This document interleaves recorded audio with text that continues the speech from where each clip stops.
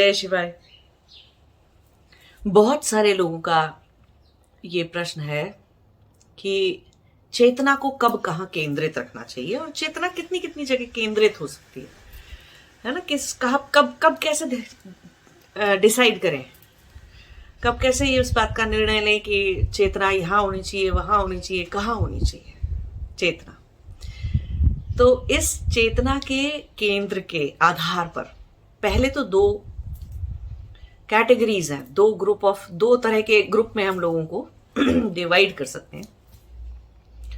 और एक्चुअली तो अल्टीमेटली वो एक ही ग्रुप हो जाता है, एक ही कैटेगरी हो जाती है, बट फिर भी चलिए हम दो लेवल पे अभी समझने के पॉइंट ऑफ व्यू से दो तरह से डिवाइड कर लेते हैं। और ऐसा नहीं कि एक ग्रुप ज्यादा बड़ा है, ज्यादा अच्छा है, दूसरा बुरा, ऐसा कुछ नहीं है।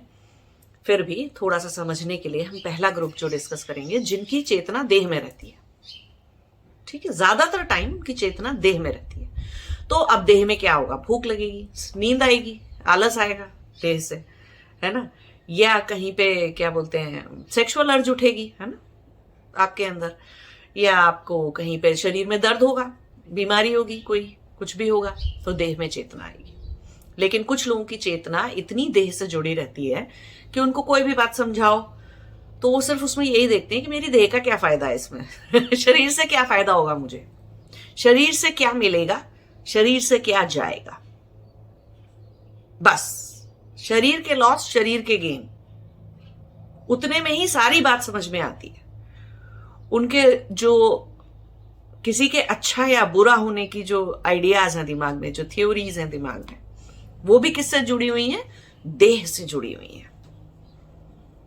ये आदमी ऐसा गंदे से बुरे से शक्ल का दिख रहा है और तो ये बुरा ही होगा जितने।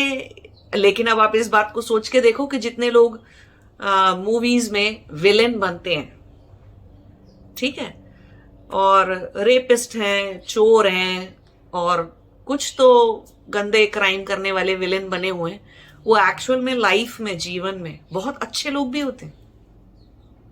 उनसे ज्यादा अच्छे होते हैं जो हीरो बनते हैं या हीरोइन बनते हैं।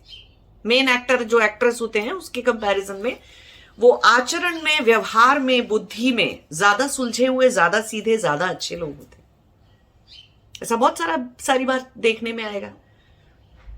तो ये तर्क गलत है कि कोई शक्ल से बुरा दिखता है तो वो बुरा इंसान ही है। तो कहने का मतलब क्या है कि जिनकी चेतना देह केंद्रित है उनको वो सब कुछ देह से देखते हैं, उनके लिए सब कुछ देह है। अच्छा बुरा, अच्छा इंसान, वो मनुष्य को मनुष्य की तरह से नहीं देखते। उनके लिए मनुष्य होना देह तक रुक जाता है जाके, उनके ज्ञान में, ज्ञान के स्तर में। और उनके दिमाग के जो विचार होते हैं वो हर वक्त देह के चारों तरफ घूमते हैं, देह की जरूरतों के चारों तरफ घूमते हैं, देह के रूप रंग के चारों तरफ घूमते हैं, अपने या दूसरों के।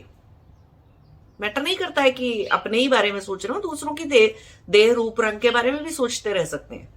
तो उनके विचार देह के चारों तरफ चक्कर लगाते हैं क्योंकि उनकी चेतना देह केंद्रित है।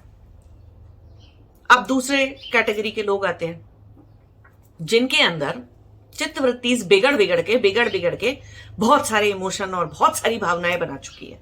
एक मैंने वीडियो बनाया था ना भावनाओं के ऊपर, हिंदी चैनल पर ही पड़ा हुआ है वो वीडियो, कि भावनाएं कैसी कैसी होती हैं और कितनी विकृत हो जाती हैं चित्तवृत्तियां, तो कैसे वो भावनाओं में परिवर्तित हो जाती हैं और कैसी भावना होने से इंसान क्या करता है, कैसे कैसे विचार आते हैं उसके दिमाग में। तो भावनाएं विचार बनाती हैं, है ना, जो आपके इमोशन है वो विचार बनाते हैं उसी के अकॉर्डिंग। अगर मन में अभिनिवेश की वृत्ति, चित्त में अभिनिवेश की वृत्ति उठी हुई है तो डर का इमोशन आएगा, है ना, और किसी भी परिवर्तन को के प्रति के उसमें अगेंस्ट में जाने का इमोशन आएगा, है ना, उसको आप रेजिस्ट करेंगे, उसको चेंज को, उस परिवर्तन को, तो आपके विचार ऐसे ही होंगे। अगर ये इमोशन है, अगर चित्त में राग है, राग बदल के भावना के रूप में मोह बन चुका है, तो आपके विचार भी ऐसे ही होंगे, मोहजनित विचार होंगे, आपके मोहजन्य विचार होंगे, है ना। तो जो भी इमोशन है उसके अकॉर्डिंग आपके विचार रहेंगे। तो दूसरी कैटेगरी के लोग वो होते हैं जिनकी के चेतना चित्त में केंद्रित होती है। तो दूसरे शब्दों में हम क्या कर रहे हैं, कह रहे हैं, और चित्त में भी उनकी चेतना जो है वो चित्त की वृत्तियों में केंद्रित नहीं है। वो तो बहुत ही गहरे योगी सन्यासियों के लेवल की बात हो गई जहां पे वो वृत्तियां पकड़ना शुरू कर देते हैं अपनी, क्योंकि उनको अपने चित्त का डायरेक्ट एक्सेस हो जाता है। तो चित्त का डायरेक्ट एक्सेस तो है नहीं अधिकांश लोगों को। क्या चीज का एक्सेस है? जब चित्त में वृत्तियां बिगड़ती हैं, उठती हैं, बहुत दिन तक चलती हैं और बिगड़ती हैं, तो वो फाइनली भावनाएं बनाती हैं। तो वो मनोमय कोश में एक अलग के एक पार्ट को, एक चित्त के एक लेवल को, चित्त बहुत गहरा है, चित्त में सबसे अंदर नीचे, सबसे दबे हुए, सबसे गहराई में चित्त की संस्कार है। थोड़ा संस्कारों से वो जो बीज में से अंकुर जैसे निकलते हैं, संस्कार वो बीज हैं, उसमें से वृत्तियां निकल रही हैं। तो वृत्तियों का, अवृत्तियों ने ऊपर जाके और भी कुछ गंदगी फैला दी भावनात्मक लेवल पे, है ना। तो भावनाएं सबसे उथले स्तर पे भावनाएं हैं, और उसके बाद विचार चल रहे हैं भावनाओं के ऊपर, वो और भी एक बुरा स्तर है। तो वो कहां पर रहते हैं? चित्त में, भावना और विचार वाले लेवल पे, जिनकी चेतना हर टाइम वहीं रहती है। तो हम उनको कह देते हैं कि वो भावनात्मक, अति के भावनात्मक लोग हैं। कुछ ज्ञान की बात समझाओ, नहीं हमें तो अच्छा नहीं लग रहा, नहीं बट ये चीज अच्छी फील नहीं हो रही, तो हम ये नहीं करेंगे, चाहे भले उनके लिए अच्छी हो, चाहे उनके शरीर के लिए कोई अच्छी बात बताओ, उनके जीवन के लिए कोई अच्छी बात बताओ, या तो उनको, या फिर उनको बुरा लग जाएगा। आपने उन्हें अकल की बात कैसे बता दी, आपने सच कैसे बोल दिया उनके सामने, तो जल्दी से अपने आप को डिफेंड करने लग जाएंगे। नहीं नहीं ऐसा नहीं है, ऐसा नहीं है, ऐसा नहीं है, वैसा नहीं है। कितनी ज्ञान की बात आप उन्हें बता दो, समझ में तो आएगी ही नहीं उनके। अति के भावनात्मक लोग हैं। वो योग, ध्यान, स्पिरिचुअल जर्नी को भी भावनात्मक लेवल पे नापने की कोशिश करते हैं। जिंदगी में हर काम भावनात्मक लेवल पे करने की कोशिश करते हैं। शरीर के लिए जो अच्छा है, जो खा लेना चाहिए, नहीं बट ये अच्छा फील नहीं हो रहा है इसे खा के चॉकलेट खा लेते, डायबिटिक को चॉकलेट खा लेते तो अच्छा फील हो जाता, तो खा ली देख रहे हो आप, अच्छा क्या फील हो रहा है, क्या नहीं हो रहा है। कोई आदमी आपको खरी खोटी सुना रहा है सच बोल रहा है आपके सामने कोई दोस्त आपका, बिल्कुल भाग जाओ उससे, है ना। जो जिनकी चेतना भावनात्मक स्तर पे है और अपना चित्त में अटकी हुई है उस जगह पे, भावना के और विचार के लेवल पे, भावना के लेवल पे जिनकी अटकी हुई है, तो वो सच बोलने के वाले के सामने से भग जाएंगे, उसके ऊपर ध्यान ही नहीं देंगे। वो उनका कोई दोस्त उन्हें सच बोल ही नहीं सकता, बता ही नहीं सकता, क्योंकि वो इतना बुरा मान जाते हैं है ना। तो भावनात्मक भावनाएं उनका केंद्र हो गई। कुछ लोगों का केंद्र भावनाओं से ऊपर जो विचार बने थे उनपे केंद्रित है। तो विचार जन्य उनकी विचार की जो अंदर विचार उठ रहे हैं वो उनकी चेतना का केंद्र है। तो आप कुछ भी ज्ञान की बात बता लो, वो विचार से बहस, तर्क, कुतर्क, तर्क तो फिर भी ठीक चीज है, कुतर्क करते चले जाएंगे, है ना। वो कुतर्क ही करते चले जाएंगे। कोई भी आप उनको सही बात समझा लो, क्योंकि उनकी चेतना का केंद्र उनके विचार हैं, विचार उनकी भावनाओं से उठे हैं और भावनाएं उनके अंदर वृत्तियों से जागी हैं, वृत्तियां संस्कारवश है। तो वो वहां से चलते रहेंगे, वो बहुत सारे विचार ढूंढने की कोशिश करेंगे, अपने विचारों में ही शुद्धता लाते रहेंगे, विचारों को ही अच्छा या बुरा कह समझते रहेंगे, ये अच्छा विचार है, ये बुरा विचार है। अरे कोई सा विचार नहीं सोचने का था, विचार क्या है? विचार उठा भावना से है, भावना उठी वृत्ति से है, और वृत्ति उठी संस्कार से है। और वृत्तियां सारी ये, जब तक कि वो कोई ऐसी व्युत्थान वृत्ति नहीं है, तो 5 जो चित्त वृत्तियां हैं, है ना, वो जो हमारी पहली वृत्ति हो गई अविद्या की, दूसरी हो गई अस्मिता की, तीसरी वृत्ति हो गई हमारी राग की, फिर द्वेष की और फिर अभिनिवेश की। वो जो 5 वृत्तियां हैं, कोई फूल नहीं उगाने वाली है आपके अंदर। तो आपका कोई भी विचार अगर इस सब चीज से चल रहा है, तो कोई ठीक विचार हो ही नहीं सकता, है ना। तो चेतना उनकी विचार में उलझी हुई है। ऐसे लोगों को विचारक बोल दिया जाता है कई बार जरूरी नहीं है कि उन्होंने जो विचारधारा निकाली है उससे जगत का, समाज का कल्याण हो, है ना, ह्यूमैनिटी का कल्याण हो, ऐसा कोई जरूरी नहीं है। कोई बहुत खराब विचारधारा भी हो सकती है, कोई बहुत गलत विचार भी हो सकता है, जैसे कि बम बना दे, है ना, कोई नुकसान ऐसा बड़ी चीज बना दे या ऐसी चीज कर दे जो कि कोई फोड़ दे जाके तो इतने लोग मर जाएं, तो वो बाद का कॉन्सिक्वेंस है। बट फिलहाल तो विचार आया एक बम बनाने का, या फिलहाल तो विचार आया कुछ भी ऐसा उल्टा सीधा दवाई बनाने का, कोई भी ऐसी उल्टी सीधी चीज बनाने का, तो विचार ही तो है ना, दिमाग में आ रहा है। तो कहाँ से आ रहा है? क्योंकि अंदर क्या है? वृत्तियां, भावनाएं, भावनाओं में वृत्तियां, वृत्तियों के मूल में संस्कार हैं। तो ऐसे विचार में केंद्रित है। तो हम इस बात को हम ऐसे भी कह सकते हैं कि ऐसे लोग बहुत जिनकी देह में बहुत ज्यादा, शरीर में, मनुष्य के शरीर में या अपने सूक्ष्म शरीर में भी, जैसे कि प्राणमय कोश में, तो बहुत सारे लोग ऐसे कहते हुए पाए जाते हैं, आज एनर्जी यहाँ चढ़ गई, आज वहां चढ़ गई, आज मेरी कुंडलिनी चढ़ गई, आज फलाना हो गया, आज मेरे सर के ऊपर चक्कर आ गए, आज यहाँ झंझनाहट हो रही थी, आज वहां झंझनाहट हो रही है, मुझको आज ये फील हुआ एनर्जी के तल पर, आज वो फील हुआ एनर्जी के तल। सब कुछ फिजिकल है, सब कुछ देह है, ऐसे मान लीजिए मोटा मोटा, ठीक है। क्योंकि वो बाकी चीजें जितनी ज्यादा सूक्ष्म हैं उनके कंपैरिजन में तो ये ग्रोस है, मटेरियल है ना। तो देह केंद्रित जब है तो हम उसको बोल देते हैं you are too much identified with your body. इस बॉडी आइडेंटिफिकेशन बहुत ज्यादा है, देह के प्रति मोह बहुत ज्यादा है, ऐसा बोल देते हैं, है ना। और जब हम बोल रहे हैं कि आपकी चेतना जो है वो चित्त केंद्रित है, तो चित्त केंद्रित में विचार केंद्रित हो सकती है, भावना केंद्रित हो सकती है। तो भावना केंद्रित है तो हम बोल देते हैं आप बहुत टची फीली पर्सन है, आप बहुत आइडेंटिफाइड विद योर इमोशंस है ना। विचार केंद्रित बहुत ज्यादा, तो आपको ऑब्सेशन है विचारों का ये थॉट, वो थॉट, ये थॉट, वो थॉट, ऐसा थॉट, वैसा थॉट, इस थॉट को रिप्लेस करके वैसा थॉट लगा दिया, इस फीलिंग को इमोशन को रिप्लेस करके वैसी इमोशन और फीलिंग लगा दी। अरे कुछ भी लगाओ, एक टूटी फूटी चीज को दूसरी टूटी फूटी चीज से कैसे रिप्लेस कर सकते हैं? एक गलती को, एक गलत चीज को दूसरी गलत चीज से कैसे रिप्लेस कर सकते हैं? उससे क्या हो जाएगा? क्या फायदा हो जाएगा?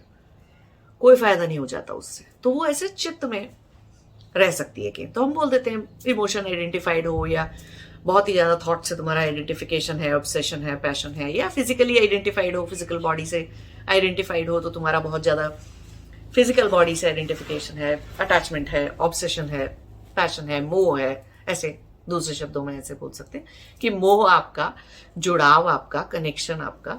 तो यही बात को हम कह रहे हैं। दूसरे शब्दों में हम क्या बोल रहे हैं कि आपकी चेतना या तो देह केंद्रित है या चित्त केंद्रित है, और चित्त में भी भावना केंद्रित है या विचार केंद्रित है ना। चित्त की वृत्तियों के केंद्र पे जब वो आ जाती है तब तो वो योग हो जाता है।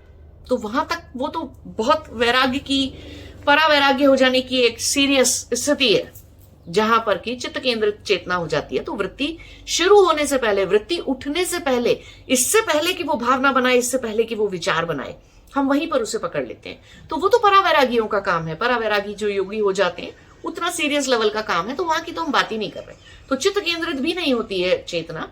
चेतना जब हम कह रहे हैं कि चित्त केंद्रित होती है, तो एक्चुअली वो वृत्तियों में होती है, भावनाओं में होती है और विचार में होती है, ठीक है। वो ऐसे वृत्तियों में भी, वृत्तियों को पकड़ने के स्तर पे नहीं होती फिर भी, तो हम ऐसे बोल देते हैं।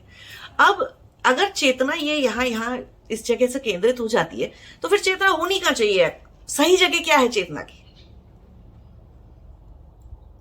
सही जगह चेतना की कहां पर है? सही जगह चेतना की है आपकी बुद्धि में, इंटेलेक्ट में, आपके विवेक में, पावर ऑफ डिसर्नमेंट में। वो चेतना की, कॉन्शियसनेस की सही जगह है, सही सीट है। कोई पूछे जीवन कैसे जीते हो, तो हम बोलते हैं ना, कुछ लोग बहुत बुद्धि से जीते हैं, बहुत विवेकी होते हैं, विवेक से जीते हैं। बुद्धि और विवेक से जीवन जीना चाहिए, ये ज्ञान नहीं देते, यही तो ज्ञान दे रहे सारे गुरु, सारे वेद, उपनिषद, शास्त्र क्या ज्ञान दे रहे हैं? यही तो कि बुद्धि और विवेक से जियो। कॉन्शियस लिविंग किसको कहते हैं? अरे कॉन्शियसली लिव करेंगे तो कॉन्शियसनेस को रख कहां ले? कॉन्शियसनेस का सेंटर क्या होना चाहिए? कहां केंद्र होना चाहिए चेतना का? चेतना का केंद्र हमेशा बुद्धि या विवेक पर होना चाहिए। तो जब बुद्धि और विवेक पर होगा चेतना का केंद्र, तो क्या बातें होंगी? जब आप खाना खा रहे होंगे तो चेतना शरीर में आ जाएगी। आपकी बुद्धि बोलेगी तुम खाना खा रहे हो, और तुम्हारी चेतना अभी कहां पर डालनी चाहिए? बुद्धि में, शरीर में डालनी चाहिए, जिससे कि जो खा रहे हो वो सही खा रहे हो या गलत खा रहे हो, उस बात का विवेक से निर्णय ले पाओ। शरीर में तुरंत आ जानी चाहिए खाने के समय चेतना। वजन उठा रहे हो कोई भी, गलत ढंग से 50 किलो उठा के दिखाना, कमर टूट जाएगी, शियाटिका का पेन आ जाएगा, लोअर बैक में पेन आ जाएगा, क्योंकि चेतना को पहले शरीर में नहीं स्थापित किया, वजन उठा लिया। तो बुद्धि तो काम ही नहीं करी कि भाई घुटने मोड़ लेते, इतना वजन उठाने से पहले थोड़ा सा घुटनों को मोड़ लो तो कमर नहीं टूटेगी। वर्कआउट कर रहे हो जिम के अंदर, तो बेंच प्रेस करते टाइम क्या बारबेल अपने ऊपर गिरा लोगे? नहीं ना, लेकिन गिरा लोगे अगर चेतना शरीर में नहीं रहेगी तो। जरूरत से ज्यादा ही वजन उठा लिया, जरूरत से ज्यादा एक्सरसाइज करते चले गए, थोड़ा बहुत अपनी लिमिट्स को स्ट्रेच करना, थोड़ा बहुत अपनी बाउंड्रीज को आगे बढ़ाना, अपनी स्ट्रेंथ को आगे बढ़ाना, थोड़ी थोड़ी ओवरलोडिंग करना, अपने सक्सेसिव ओवरलोडिंग करना, उतना तक तो ठीक है। लेकिन एक कल तक 5 किलो उठाते थे, आज 50 किलो उठा लिया, क्योंकि किसी ने चैलेंज कर दिया बुद्धि और अहंकार में, तो चेतना बची नहीं, फीलिंग में चली गई, चित्त में चली गई। नहीं नहीं, हमको कैसे चैलेंज कर दिया कि हम 50 किलो नहीं उठा सकते, अभी उठा के दिखाते हैं, तो लो कमर टूट गई, 4 दिन बिस्तर से नहीं उठे, है ना। तो बुद्धि में रहेगी अगर चेतना, तो विवेक काम करेगा। तो फिर चेतना को ठीक से जहां ले जाना चाहिए, जिस वक्त, उस वक्त वहीं ले जाओगे। जब कुछ ठीक से डाटा एनालिसिस कर रहे हो, ऑफिस में काम कर रहे हो आप अपना, तो चेतना उस काम में रहेगी। ईमेल लिख रहे हो, चेतना उसमें रहेगी। किसी को कोई लेक्चर दे रहे हो, कुछ समझा रहे हो, कुछ बता रहे हो, कुछ समझा रहे हो, कोई प्लान बना रहे हो किसी चीज का, तो चेतना उस काम में रहेगी। चल रहे हो तो चेतना उस चीज में रहेगी, चलने में। कार ड्राइव कर रहे हो तो चेतना कार ड्राइव करने में रहेगी। सड़क के ट्रैफिक में रहेगी, कहां कितने बजे पहुंचना है उसमें रहेगी। पढ़ाई कर रहे हो अपनी, तो चेतना पढ़ाई में रहेगी, सब्जेक्ट के ऊपर रहेगी। बुद्धि बिल्कुल ठीक से डिसाइड कर सकती है जब तक चेतना बुद्धि में है केंद्रित और अपना केंद्र नहीं छोड़ती। तब जितनी मात्रा में जहां जानी चाहिए चेतना, उतनी ही जाती है। तब यह सवाल नहीं पूछा जाता, और यह सवाल आता ही नहीं है कि जब हम ऑफिस में ईमेल लिख रहे हैं तो फोकस ब्रेथ पे कैसे रखें। तब जब हम ऑफिस में काम कर रहे हैं, तब हम अंदर से इंट्रोस्पेक्शन या अपना वो चिंतन मनन कैसे करें। ये सवाल पैदा ही नहीं होगा, ये क्वेश्चन ही नहीं आएगा। क्योंकि जब जिस काम को जितनी चेतना, जितना एफर्ट देना चाहिए था, जितनी सीरियसनेस से कॉन्फिडेंस देना चाहिए था, उतना दे दोगे आप। आपको पता है ट्रैफिक में फंसे हैं, खड़े हैं, तो ट्रैफिक पर चेतना रख के क्या करोगे उस टाइम पे? ट्रैफिक जैम में फंस गए तो कुछ और सोच सकते हो ना। बुद्धि में अगर चेतना है तो और चार स्टेप आगे का, 4 घंटे आगे का, 4 दिन आगे का प्लानिंग कर सकते हो ना बैठ के गाड़ी में, या कुछ सुन सकते हो ना जो काम का है। कान से तो ड्राइविंग नहीं कर रहे हैं। हाँ, इंडिया में ड्राइविंग कर रहे हैं तो कान से भी करनी पड़ती है, क्योंकि बहुत सारे हॉर्न बजते हैं। यहां पर तो नहीं कोई हॉर्न बजा रहा है आपके सर पे, तो बिना हॉर्न की ड्राइविंग हो रही है, तो कान से तो ड्राइव नहीं कर रहे हैं, तो कुछ सुन सकते हैं अगर समय है, वक्त है और स्थिति है, परिस्थिति है उस तरह की, तो चेतना को किसी और चीज में लगा सकते हैं। बहुत जरूरी है पढ़ना और रिवीजन करना, और कल एग्जाम है तो खाना खाते वक्त भी पढ़ रहे हैं। कितनी बार होता है ऐसा? क्यों? कि उस वक्त बुद्धि क्या कह रही है, तुम्हारे पास समय नहीं है बहुत सारा, और ये बहुत सारा रिवीजन करना है, ये बहुत सारी पढ़ाई है, और कल का दिन बहुत जरूरी है, तो कोई बात नहीं, खाते खाते भी पढ़ो। तो चेतना उसमें चली जानी चाहिए, पढ़ाई पे फोकस रहनी चाहिए। ठीक है, खा लिया जो खा लिया, पेट भरना था थोड़ी देर के लिए, खा लिया, कर लिया ऐसा। या कार चला रहे थे तब भी अपने, गाड़ी चला रहे थे, साइकिल चला रहे थे, स्कूटर चला रहे थे, बाइक चला रहे थे, और थोड़ा सा दिमाग जो है, चेतना, अगर परिस्थिति अलाउ कर रही है, सड़क पे इतना बुरा हाल नहीं है ट्रैफिक का, और कोई इधर से आ रहा उधर से आ रहा, तो ठीक है, कुछ पढ़ाई के बारे में सोच रहे हैं, अपने ऑफिस या अपने काम के बारे में सोच रहे हैं, बच्चे से बात कर रहे हैं अपने घर के अंदर, तो चेतना बच्चे के ऊपर जानी चाहिए थी, बच्चे की बात सुनने में जानी चाहिए थी, जिससे कि बुद्धि से ठीक से उसको बता पाए कि तुमको बेटा क्या करना चाहिए, क्या नहीं करना चाहिए, तुम गलत सोच रहे हो, सही सोच रहे हो, या कि आ जाओ तुमको सिर्फ प्यार की जरूरत है, या हम सिर्फ सुन लेते हैं, बच्चा सिर्फ रो रहा है, हम सिर्फ सुन लेते हैं उसकी जो भी वो कह रहा है। तो चेतना अगर बुद्धि पर केंद्रित रहेगी विवेक पर केंद्र, तो विवेक से जीवन जी पाएंगे। और तब बुद्धि और विवेक मिलके ये निश्चय कर लेंगे कि कब कहां कितनी चेतना किस काम के लिए जानी चाहिए। तो ये क्वेश्चन नहीं आता किसी को भी कि ये करते वक्त वो कैसे करें, ध्यान उस चीज पर कैसे रखें कि जबकि हम कर तो ये रहे हैं, ये सवाल ही नहीं आएगा। अब एक और बहुत महत्वपूर्ण बात है समझने की कि चेतना का केंद्र जिनके अंदर बुद्धि और विवेक है, वो बात बिल्कुल वैसी ही है। बुद्धि और विवेक ड्राइविंग सीट है कार की, ऐसे समझना चाहिए कि वो कार की ड्राइविंग सीट है। और चेतना और बुद्धि, चेतना किसका गुण है? आत्मा का गुण है। आत्मा कौन है? आप। तो एक तरह से हम ये कह सकते हैं कि आप ड्राइविंग सीट पर है कि नहीं है।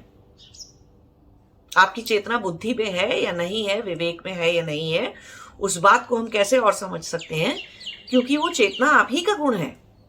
तो आप ड्राइविंग सीट पर बैठे हैं या आप पैसेंजर सीट पर बैठ के ड्राइविंग कर रहे हैं? सोच के देखो।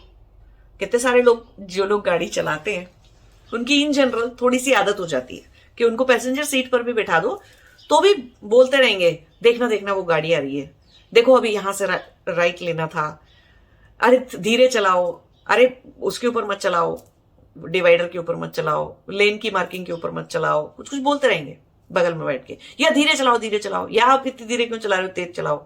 ऐसे पैसेंजर सीट ड्राइविंग करते रहेंगे, है ना। या फिर कुछ लोग बैक सीट ड्राइविंग भी करते हैं, पीछे बैठा दो कार में उनको और क्योंकि वो खुद ड्राइवर है, बहुत सारी बार वो खुद भी गाड़ी चलाते हैं, तो लगातार उनका ध्यान ना सड़क पे बना रहेगा। जैसे एक ड्राइवर का बना रहता है सड़क पे ध्यान, ऐसे ही ट्रैफिक पे ध्यान, ऐसे ही उनका पीछे बैठकर भी बना रहेगा उस जगह पे ध्यान। तो ये बैक सीट ड्राइविंग है। तो जब चेतना का केंद्र भावनाएं हो जाएंगी तो इसका मतलब है कि अब आपको भावना ड्राइव कर रही है, अब आपको भावना चला रही है, अब आपको चित्त की वृत्तियां चला रही हैं। दूसरे शब्दों में हम ये कह सकते हैं कि अब आपकी चेतना लुप्त हो गई। दोनों एक ही बातें हैं।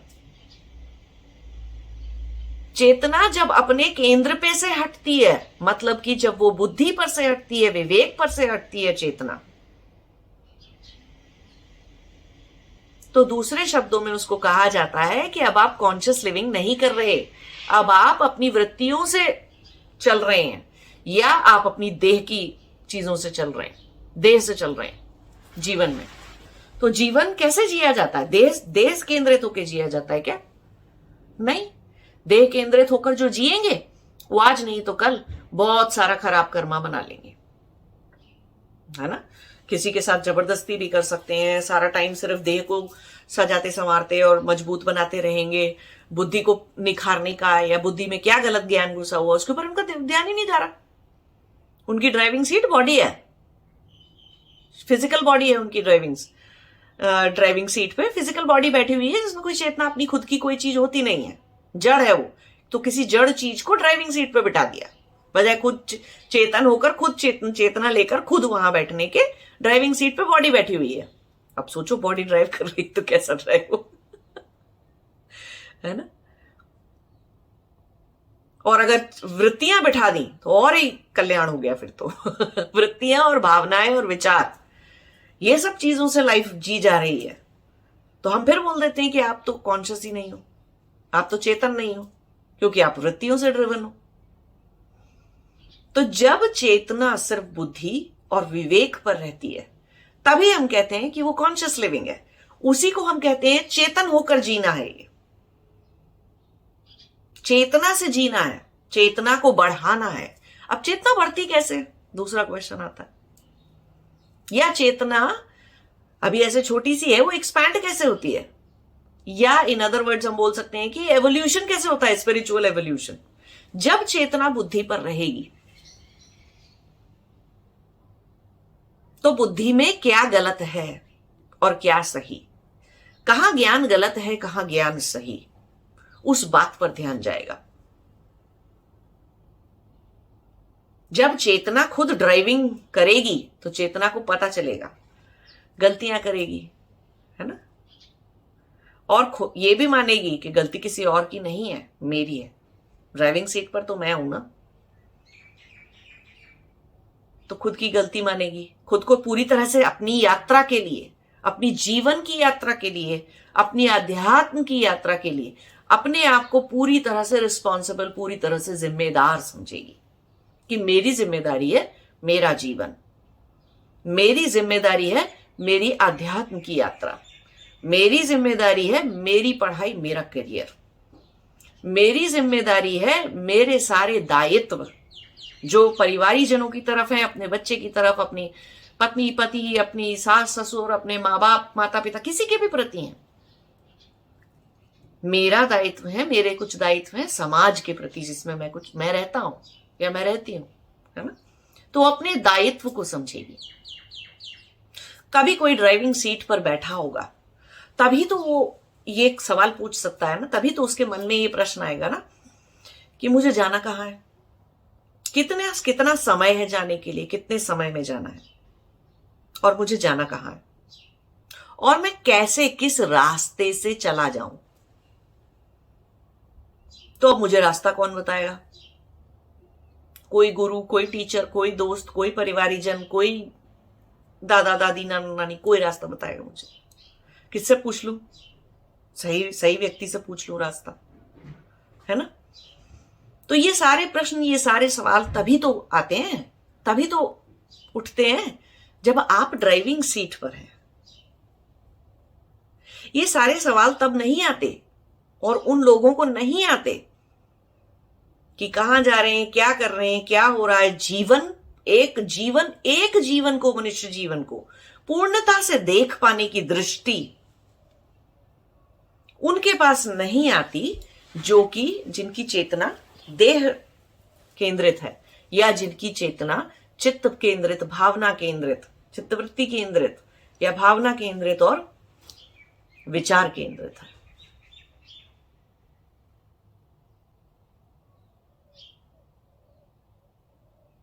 और बहुत सारे लोग गड़बड़ भी ऐसे करते हैं, चेतना देह पे केंद्रित है और कोशिश कर रहे हैं कुछ आध्यात्म पे चलने की, कुछ करने की, तो उनके ज्यादातर क्वेश्चंस जो वो लोग पूछेंगे या उनके ज्यादातर मन में जो सवाल उठेंगे, वो प्रश्न किस तरह के होंगे? ये आसन कर लें, यहां एनर्जी चढ़ा लें, है ना, इस तरह के क्वेश्चन, या देह से और क्या एक्सरसाइज कर लें, सारी साधना वो बता दो जिसमें फिजिकली कुछ करने का होता हो, उससे वो संतुष्ट हो जाते हैं, उन्हें लगता है हाँ कुछ बिल्कुल ठीक चीज बता दी गई है हमको करने के लिए। चित्त की वृत्तियां सुधारना, निकालना, वो सब बातें वहां पे समझ में नहीं आएंगी। हम ये नहीं कह रहे कि ये इसमें से ये चीज गलत है, वो चीज गलत है, बता रहे हैं कि ड्राइवर कहाँ है। पैसेंजर सीट ड्राइविंग कर रहे हो, बैक सीट ड्राइविंग कर रहे हो, ये कहां पर बैठे हुए हो, क्या कर रहे हो? तो उस तरह के प्रश्न होंगे। जिनकी बहुत ज्यादा भावनात्मक लेवल पे है, वो ऐसे बोलते रहेंगे, बस कुछ भक्ति का बता दो, आप कुछ भक्ति करने जिससे भक्ति हो जाए, कौन सा भजन सुन लें, या आप भक्ति और सत्संग क्यों नहीं कर रहे, या मैं तो बस इसका भक्त हूं जी। अरे काहे की भक्ति? बुद्धि महत तत्व से बनती है, तो बुद्धि में सत्व है, लेकिन उस बुद्धि के सत्व को ढकती कौन सी चीज है, छुपाती कौन सी चीज है? चित्त की वृत्तियां, भावनाएं, विचार, या देह के अंदर जो वृत्तियां चलती हैं, व्युत्थान की जो वृत्तियां, वो सब कुछ बुद्धि के सत्व को ढक सकता है। तो सत्व को ढक दोगे तो रजस और तमस ही बाहर निकलेंगे। रजस जो है वो तमस से चिपक जाएगा जाके। रजस या तो सत्व से चिपक जाता है, सत्व से जुड़ जाता है, या फिर वो रजस जो है वो तमस से जुड़ जाता है। तो जब सत्व को ढक दिया बुद्धि से, वृत्तियों ने, तो सिर्फ तमस भरे आइडियाज और ऐसे आइडियाज आएंगे। और सवाल भी कैसे होंगे? सारे के सारे बस बैठे रहने का कुछ कह दो, मेहनत करने की मत कहो, साधना मत करने की कहो, कुछ नया सीखने की मत कहो। हम अपनी फीलिंग, अपने इमोशन, अपनी भावनाओं में बहना चाहते हैं। बस ये बता दो कि ये अच्छी भावना है कि ये बुरी भावना है। बस ये बता दो कि भक्ति कैसे जगा लें। जगेगी नहीं कैसे जग जाएगी? डर कैसे हटा लें, बस ये बता दो। अरे कैसे हो जाएगा ये सब कुछ? पहले बुद्धि के केंद्र पे आना तो सीखो। तो बुद्धि में सत्व होता है, लेकिन वो सत्व ढक दिया जाता है चेतना को इधर उधर भगा के। चेतना को रखते बुद्धि पर केंद्रित, तो पता चलता कि सत्व में क्या कमी है। तो तमस को हावी नहीं होने देते अपने ऊपर। तो शरीर से भले ही कितना आलस आ रहा हो, अगर कुछ करना ठीक है और जाना जरूरी है और करना जरूरी है जीवन में, तो उसे करते। हजार भावनाएं मन से बुरा लग रहा हो, घर में कितना ही लड़ाई झगड़ा हो रहा हो, लेकिन अगर ऑफिस जाके दिमाग लगा के ठीक से काम करना जरूरी है तो करते। भावनाओं को प्रधानता नहीं देते। इन अदर वर्ड्स हम ये कह रहे हैं, विचारों को, जो दिमाग में दुनिया भर का कचरा चल रहा है, उसको कोई प्रधानता नहीं देते। जब जो चीज जरूरी है तब वो कर लेते उठ के। अगर केंद्र चेतना का बुद्धि और विवेक होता तो, नहीं होता है तो होता क्या है कि सत्व जो बुद्धि के अंदर है, अगर वहां केंद्रित रहोगे तो वो धीरे धीरे प्यूरिफाई होगा। ध्यान जाएगा कि मैंने क्या अज्ञानता है मेरे अंदर, कौन सी अविद्या है मेरे अंदर जो मुझे ऐसी वृत्तियों के विवश लाती है, और मैं ये करता हूं या वो करता हूं, सब गलत हो जाता है, या मैं इस चीज में सक्सेसफुल नहीं होता हूं, उस चीज में सक्सेसफुल नहीं होता हूं। इस बात पर ध्यान जाएगा। ध्यान जाएगा तो निखारोगे, सुधारोगे उस चीज को, अपने आप को बदलोगे। क्या कब बदलना है वो भी पता चलेगा, क्या किससे पूछना है वो भी पता चलेगा। तो सही प्रश्न पूछोगे तो सही उत्तर आएगा, है ना। तो जब सत्व बुद्धि में बढ़ता ही जाता है, शुद्धि बुद्धि की होती ही चली जाती है। नित्य को नित्य के जैसे देखना, अनित्य को अनित्य के जैसे देखना, कर्म का ज्ञान रखना, प्रकृति जो सत्व रजस तमस से बनी हुई है, जो जड़ प्रकृति है, जड़ को जड़ की तरह से देखना, चेतन को चेतन की तरह से देखना। जब ये दृष्टि आ जाती है बुद्धि में,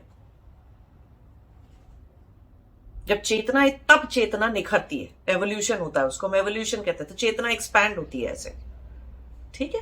और ज्यादा ज्ञान आता है, जितनी ज्यादा चेतना बढ़ती चली जाएगी। बढ़ती इन द सेंस एक्सपेंशन क्या हो रहा है, एक्सपेंशन का, चेतना के एक्सपेंशन का मतलब क्या है कि चेतना बुद्धि में नहीं घुस रही, उधर चित्त में नहीं घुस रही, भावनाओं में और विचारों में नहीं घुस रही है, और देह में भी नहीं घुस रही है, देह में भी नहीं उलझ रही है, तो चेतना बची हुई है।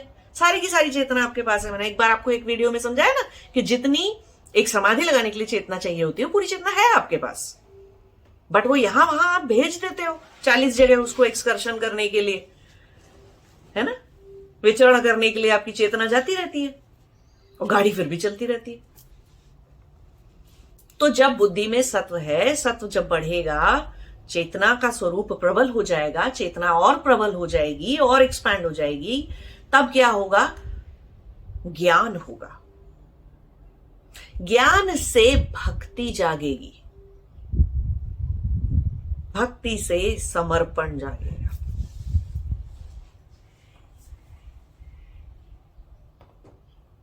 तो सारी की सारी कोशिश चेतना को कहां केंद्रित रखने की है।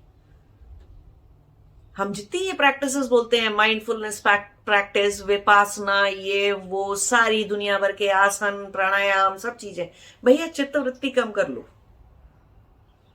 तो देह से राग छूटेगा, देह से मोह हटेगा, तो चेतना देह में नहीं रहेगी और भावनाओं में भी नहीं रहेगी, और चेतना इतनी वहां से भी उस पे भी नहीं रहेगी। तो चेतना का केंद्र जो है वो बदल जाएगा, वो बुद्धि में और उसमें आ जाएगा, तो सत्व बढ़ेगा अंदर। सत्व बढ़ेगा तो ज्ञान बढ़ेगा, तो भक्ति होगी तो समर्पण होगा। दुनिया भर का योग, तंत्र मंत्र, जप और तपस और सब कुछ, और किस लिए सिखाया जा रहा है, इतनी चीज के लिए सिखाया जा रहा है, यही करने के लिए सिखाया जा रहा है। तो अगर ड्राइविंग सीट पर चेतना नहीं बैठी हुई है, आप नहीं बैठे हुए हैं, तो गाड़ी ड्राइव कौन कर रहा है, सोच के देखो। चित्तवृत्ति या भावनाएं या विचार ड्राइव कर रहे हैं, या देह ड्राइव कर रही है, भाई फिर वो तो एक्सीडेंट हो गई हुआ। बहुत तेजी से ये शरीर मृत्यु की तरफ अग्रसर है ना, कुछ ना कुछ रोज मर रहा है हमारे शरीर में, हम बूढ़े हो रहे हैं, तो बहुत तेजी से मृत्यु की तरफ अग्रसर है ये शरीर। तो गाड़ी तो लगातार चल रही है, रोज ब्रेन सेल्स मर रहे हैं, विनाश हो रहा है, रोज प्रलय हो रही है हमारे अस्तित्व में, तो गाड़ी तो चल ही रही है। अरे तो ड्राइविंग सीट पे बैठो, जिससे कि कंट्रोल ले पाओ गाड़ी का।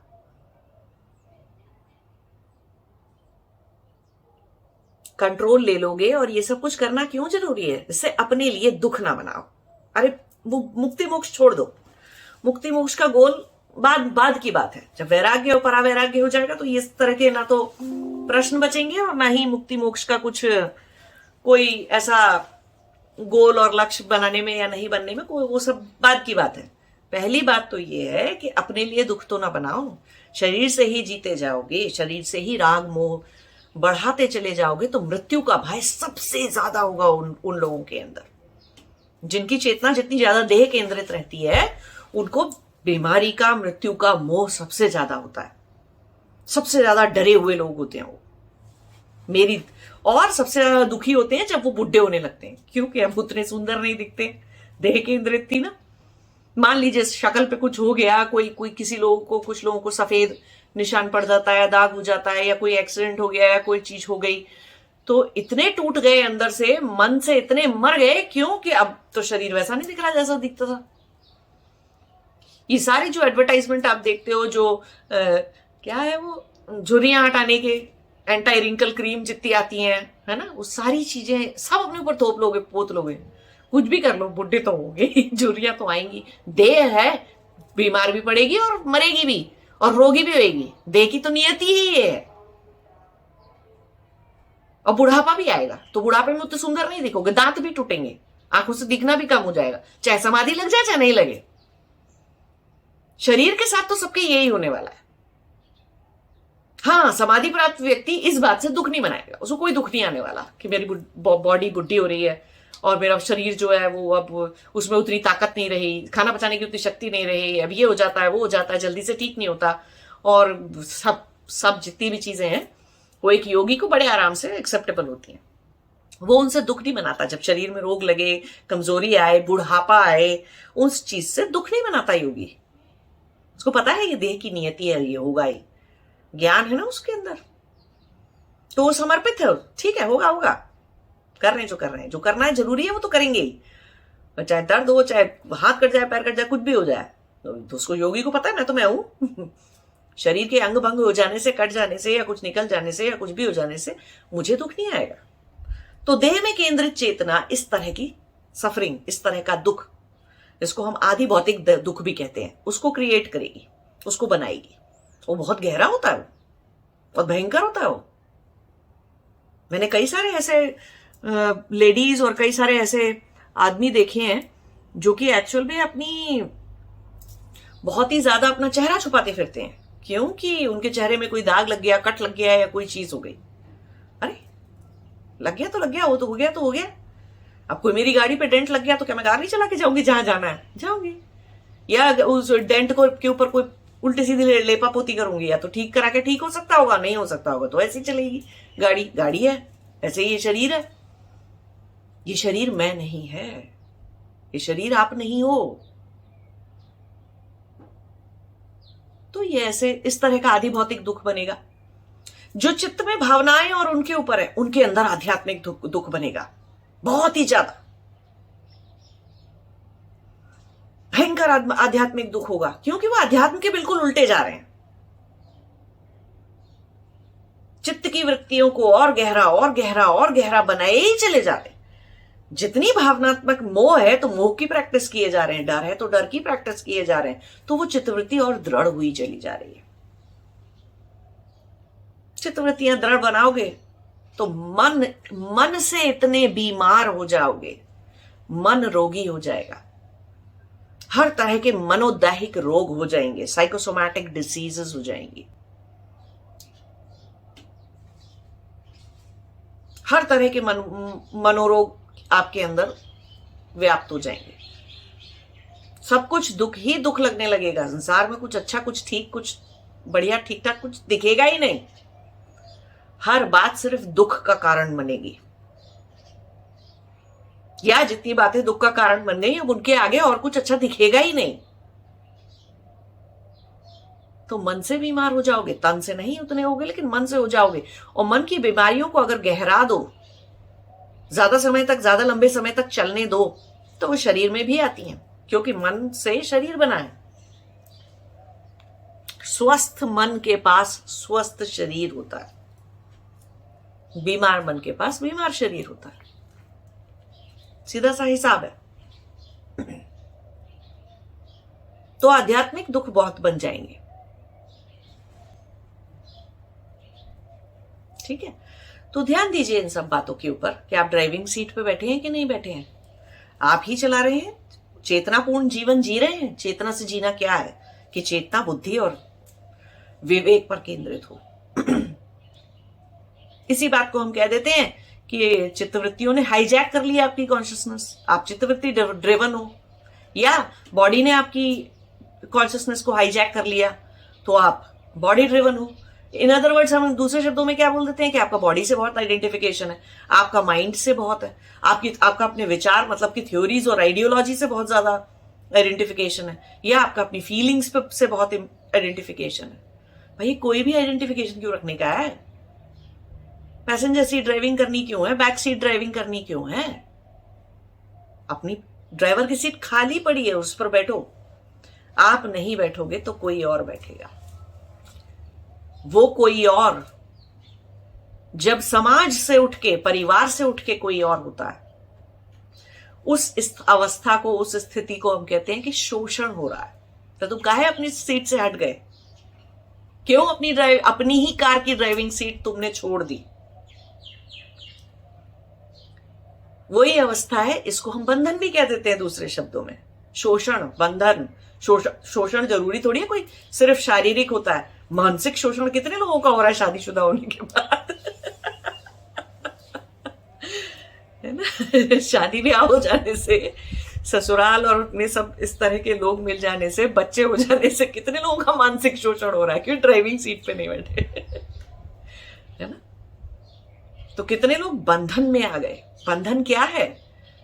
चित्त में बंधे रहना, शरीर में बंधे रहना, भावनाओं में बंधे रहना, इधर बंधे रहना, उधर बंधे रहना, और वैसे कर्म करते रहना जो बंधे हुए से दिखते हैं। तो शोषण है, बंधन है।